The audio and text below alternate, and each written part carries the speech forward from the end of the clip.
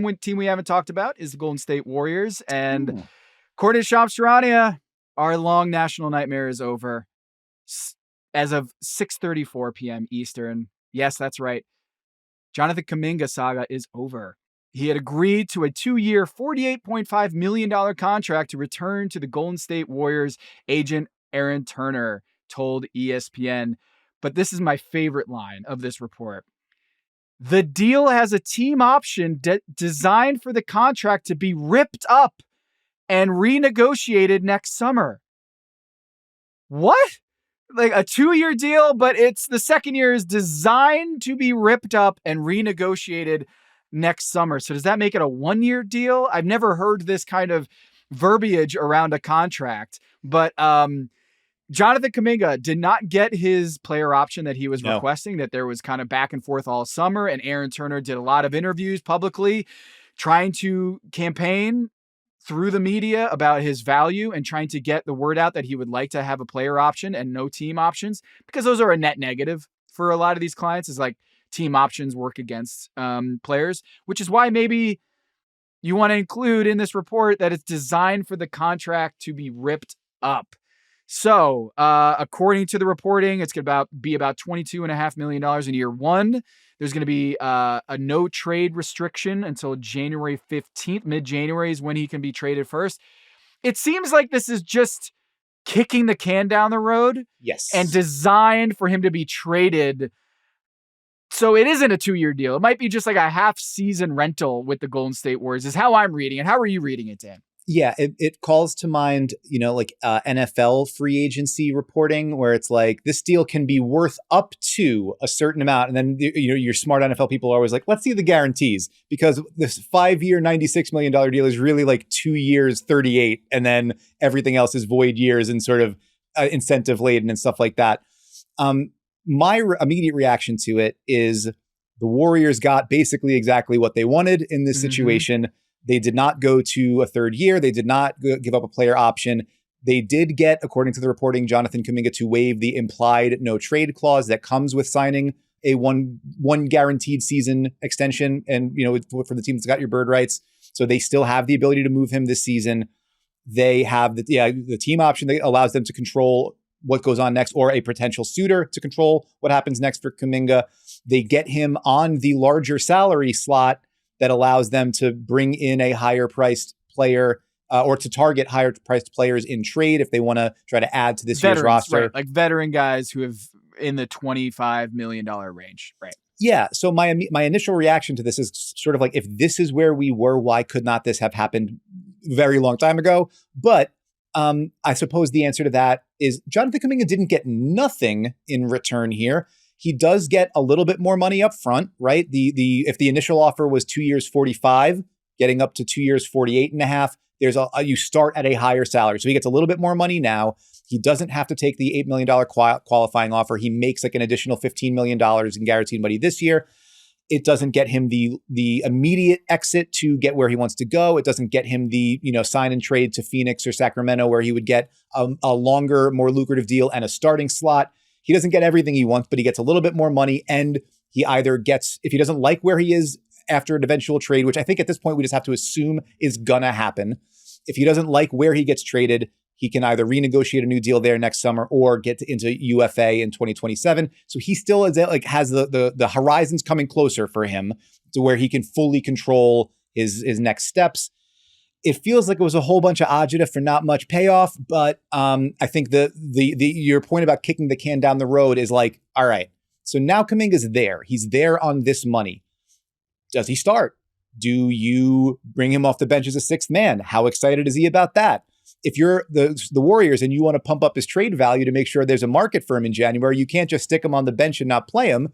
How does that fit with the all grown-ups ball movement, smart play stuff that you've been working the whole thing around? And Al Horford seems like a hand in glove fit for, and you clearly weren't super comfortable with the way Kuminga fit into that.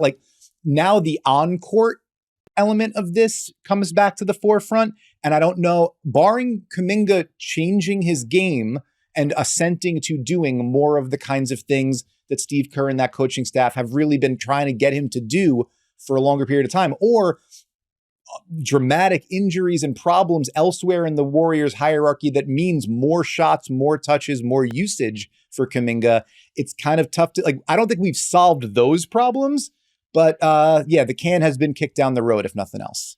Yeah, it's going to be hard for me to believe that he's going to be on the Warriors past the trade deadline. Like, simply put, I would be surprised if he's on the Warriors roster come March, and that he is going to be on the team for their playoff run this upcoming season. Al Horford next to him, I mean, he's a kind of a perfect fit for what the Warriors want to do as a passing big, very smart, both ends of the floor, kind of steeped into the dye and the cloth of what Steve Kerr preaches constantly is ball movement.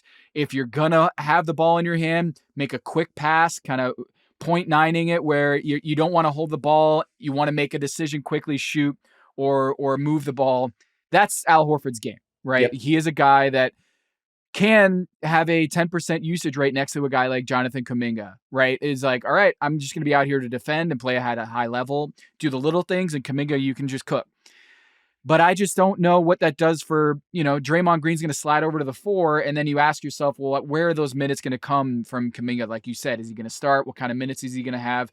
But all of this might be just fait accompli, and that the suitors are the suitors. The Kings have been rumored to be interested in Jonathan Kuminga and the Phoenix Suns.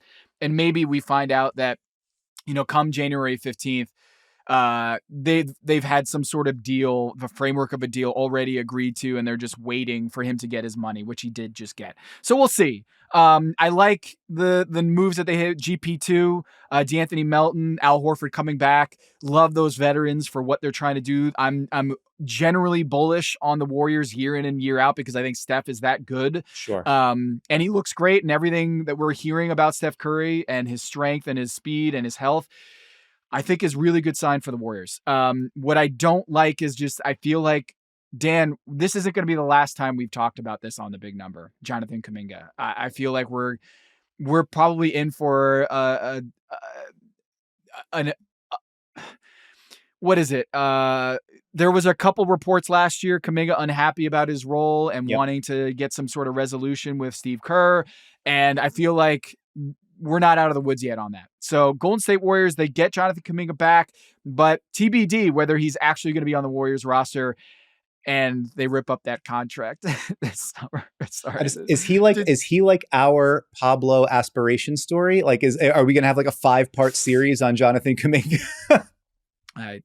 You know what? I don't think it's getting the kind of. Don't you put that evil on me, Ricky Bobby? Don't you do it? Exactly. Hey, yeah. but brothers playing together, that's pretty good. Yeah, it's interesting. It's a Exhibit 9 deal, it looks like, training camp deal. For Seth Curry, that's right. For Seth Curry. So yes, he's signed, but it's not a full, standard player contract. So it looks like he might play training camp and preseason and be here for a short while. And then he will be back with the team potentially down the road once kind of the roster restrictions loosen up for him. So that'll be fun. The Curry brothers, we haven't seen that yet in the NBA. No, I think it sounds like it's going to be good. And the idea of, I think that it's to your point about, we're going to wind up talking about this again. It feels like all of the signings they made, the younger guys still have there, like with Moody and Pajemski, and the veterans that they had, like this whole team is built to look and play a certain way. And then there's this other guy. It still feels like that.